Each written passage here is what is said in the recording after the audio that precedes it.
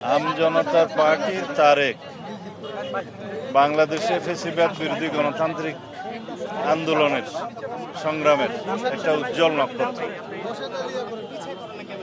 অনেকেই তার সাথে যারা আন্দোলনে শরিক ছিল অনেকেই জীবন দিয়েছে, শহীদ হয়েছে, আহত হয়েছে, পঙ্গু হয়েছে, কিন্তু তারেক অনেকবার এই ফ্যাসিবাদের জাতাগুলো পিষ্ট হয়ে রিমান্ডে সীমাহীন অত্যাচারে ভুগে তার হাতে এই হ্যান্ডকাপের জায়গায় পছন্দরে ছিল, অপরিসীম অত্যাচারের শিকার হয়েছে, নির্যাতনের শিকার হয়েছে।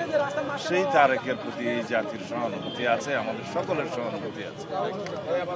এই গণতান্ত্রিক আন্দোলনে একটা সামনের দিনে যাতে একটা দল গঠন করে ভূমিকা রাখতে পারে এবং গণতান্ত্রিক রাষ্ট্র বিনির্মাণে তারা ভূমিকা রাখতে পারে, সেই জন্য একটা দল রেজিস্ট্রেশনের জন্য তারা নির্বাচন কমিশনে আবেদন করেছে। দীর্ঘ অনেক প্রক্রিয়ার মধ্য দিয়ে শেষ পর্যন্ত তাকে জানানো হলো যে তার আবেদনটা বিবেচিত হচ্ছে না। আমরা দেখেছি অনেক রাজনৈতিক দল রেজিস্ট্রেশন পেয়েছে এই অন্তর্বর্তীকালীন সরকারের সময়ে, যেহেতু দেশে ন্যায় বিচার প্রতিষ্ঠা হয়েছে, আমরা আইনের শাসন প্রতিষ্ঠা করার জন্য সংগ্রাম করছি।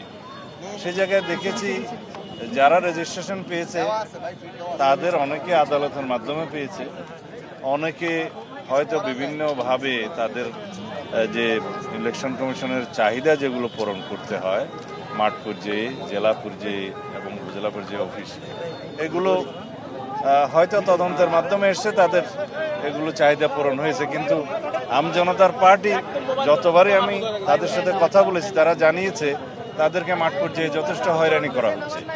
উপজেলা অফিসগুলো তদন্ত করতে যে স্থানীয় নির্বাচন কর্মকর্তারা, জেলা পর্যায়ের উপজেলা পর্যায়ের নির্বাচন কর্মকর্তারা তাদেরকে হয়রানি করেছে, হয়রানির শিকার হয়েছে।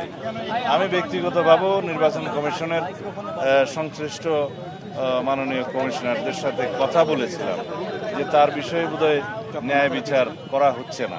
তারা আশ্বস্ত করেছিলেন যে বারবার সময় দিয়েছিলেন যাতে পুনঃতদন্ত করে সেগুলো বিবেচনা করে, কিন্তু বারবারই দেখা গেছে যে মাঠ পর্যায়ে তার প্রতি সুবিচার করা হচ্ছে না। এই জন্য অবশ্যই নির্বাচন কমিশনের শীর্ষ পর্যায়ে থেকে বিষয়গুলো দেখা উচিত যে মাঠ পর্যায়ে কি হয় না হয়।